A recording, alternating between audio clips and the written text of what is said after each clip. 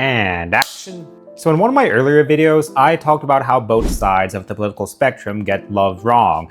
TLDR, as Christians, we have a balanced way of doing this by balancing the truth of sin with Christ-like compassion. Today, we're going to tackle this from another era, especially since we're probably in the most heated era of American politics. A lot of you guys come to me with questions on how do we deal with problematic people on either side. And based on a poll that I took recently, an overwhelming amount of you said that you deal with people with right-wing bias way more. But of course, in this era, even when Donald Trump is in power, I'd say the dangers of the far left are still pretty valid. We're honestly living in a culture where you have to check off every box to not get vilified from either side. And I'm not just talking about the far left or the far right. Liberals and conservatives do this too. It's almost as if you can't disagree with someone without getting heckled. So after about a year and a half on this content journey, I've honestly had to equip myself against both sides. Now, whether it be someone in your immediate circle or just some random stranger you find online, let's talk about how I deal with problematic people from both sides as a Christian. This is honestly the easier side to address because literally every Christian voice complains about the left.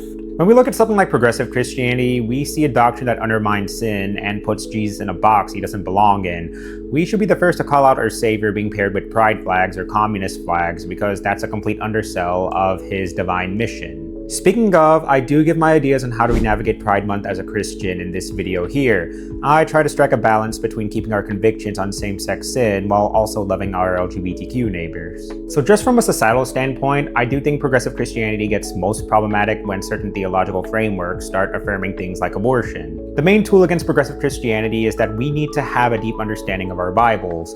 We need to stay grounded in the overarching theme of the bad news of sin, but balance that with the good news of Christ. But that said, I do encourage you all to pursue the Bible with every amount of nuance, including biblical scholarship. This may mean engaging with atheists or liberal theologians like Bart Ehrman or Dan McClellan, alongside Christian apologists like William Lane Craig or N.T. Wright. We also have to study church tradition. If you look back at history, why was the early church historically pro-life? We also have to bear in mind that the Democrats, who aren't the same as the left, have gotten increasingly secular on abortion. The clumps of cells rhetoric has been picking up, and it's definitely not the same as yesterday's safe, legal, and rare pro-choice, which was a lot more moderate. It got so extreme, we saw a clear case of ableism from the clumps of cells movement when a famous YouTube couple chose to abort their child with Down syndrome. This is alarming when you weigh in our orthodox view of unborn life. If I'm being completely honest, it's this kind of mentality that made me abandon political tribes and become independent. There's also the anti-religious movement from fringes of the left, which is the reason the Christian apologetics industry even exists today.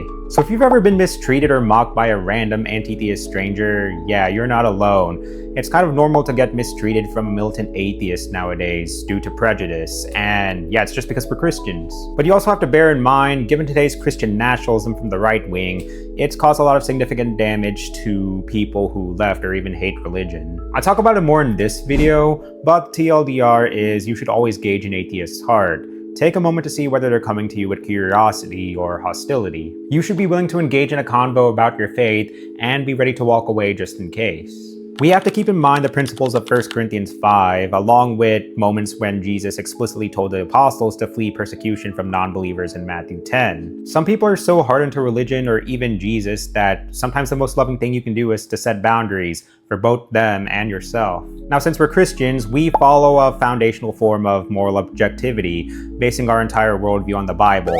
For the secular left, we need to understand that although they are people made in the image of God, they don't exactly conform to our moral code. Yet we're still called to make disciples. But the challenge is, how do we show them a true encounter with Jesus Christ? Sometimes the best way to spread the gospel is through genuine dialogue and humble service. In fact, that's what brought me back to faith in the first place. So my advice here really is to avoid toxic people, but stay steadfast in your convictions and spread the truth. But now we have to talk about the more pressing matter, considering we have a president pushing Christian nationalism through the right wing. Buckle up because this will probably take up the rest of the video. Why? Because Donald Trump's in power, and unfortunately he has millions of Christians under his control. I've heard literally every story from you guys. Your brother's a diehard MAGA, your pastors started praising Trump at the pulpit, your cousin's uncle's next door neighbor just damn you to hell for not voting red, or you keep getting told not to vote blue as a Christian just because of abortion. The thing I've noticed about the right wing nowadays is that they tend to rely a lot on fear and anger-based media. You know how often they gaslight left-leaners as emotionally driven? Well, it's been sociologically proven the right is more driven by fear and anxiety. It's a big reason conspiracy theories are way easier to circulate on the right. While propaganda does exist on the left in the sense they twist media narratives to evoke emotion, it's almost out of control on the right. So in this day and age, I do think misinformation is way more common on the right. Heck, corporate narratives are heavily right-wing nowadays. You don't even have to look further than what Elon Musk did to X. But speaking of misinformation, you'll see this kind of thing work often against immigrants, LGBTQ people, and Muslims. In my time in this political space, I've spent most of my time battling against bros and influencers targeting these groups. Honestly, I'd have to make a whole new video on how I tackle the mechanisms of the right wing, given that Donald Trump is our president and he's going to keep fueling the propaganda machine. But because I'm making this video, I'm trying to answer this one question on how do we deal with Christians with right-wing bias. I do have MAGA friends and I do have ex-MAGA friends. If you ask me right now, I do think MAGA is a cult. Yeah, it's a cult in the sense that whatever Trump does automatically warrants a defense from his base, which is unfortunate because many of our compromised friends think what they're doing is for God or is holy. But when I do talk to people who aren't MAGA anymore, many of them weren't even aware that they were in a cult, and they're now opening their eyes to the clear dangers and blatant evils from Donald Trump's administration. I do think this is a huge reason the Christian nationalist movement is such a problem, because it gives a sense of purpose to people under the guise that it's some kind of holy movement. But as I've said before, it's nationalism first and Christian second. With this in mind, like how I said we should view leftists as people made in God's image first, we should look at far right-wingers more or less the same way. The difference is they do mostly believe in God, but it's through a sort of lens which is blurred by the vision of Donald Trump. Of course, avoid toxic people who do play the us versus them game. Unfortunately, Trump did popularize this whole rhetoric where he even openly said, "I hate my opponent." But on the opposite end, I do know a lot of modern conservatives who used to be like Lindsey Graham. May he rest in peace. Take a look at this clip. If you can't admire Joe Biden as a person, then it's probably you got a problem. You need to do some self-evaluation. Of course, flee if you're being persecuted, because it's so normal in the culture to get labeled, vilified, or mocked if you don't completely think like them. But if someone's willing to dialogue, this is an opportunity to teach someone. It's an opportunity to use all the research you've learned as well as your understanding of the word. When it comes to what I like to call the unholy trifecta of polarized political topics, I have abortion, LGBTQ issues, and immigration on this chart. Research does suggest that immigration is the most heated topic of these among Christians. But the good news is, it has the weakest case when it comes to propaganda. Now, the Bible mentions immigration way too many times and how to treat the foreigner well. Even if you include the notoriously abused Romans 13, having a full understanding of scripture helps us understand how do we uphold the immigrant's dignity while staying against, ISIS abuse or something. This is honestly a textbook case that we need to arm ourselves with better biblical literacy, because Romans 13 is such a low-hanging fruit of the Bible being misused. That and the economic upside of immigration is way too huge to ignore. Undocumented immigrants don't even collect Social Security like the critics commonly say. The crime statistics behind undocumented immigrants don't really help the far right's case either on their fear-mongering. Laken Riley, may she rest in peace, is often used as some kind of ace card by really bad actors to paint all immigrants as violent.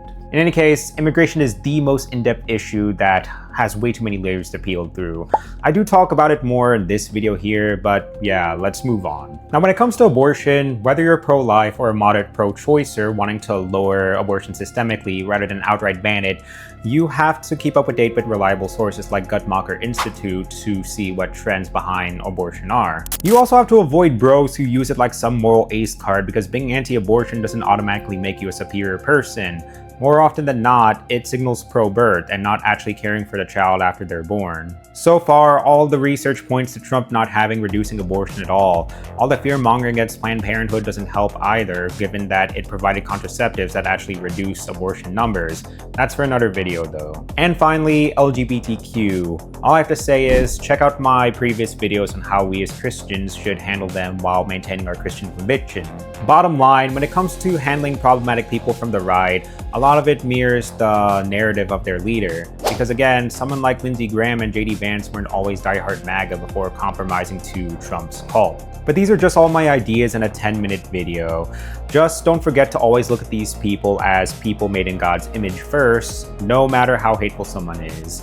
That's when we start to set boundaries. The ultimate end goal is just to show someone the truth, and someone who's been literally all over the political spectrum. I've learned that the truth is always somewhere in the nuance. We need to communicate it properly while also keeping ourselves away from toxic scenarios. But now it's your turn. How do you handle problematic people from either extreme? Let me know in the comments. God bless.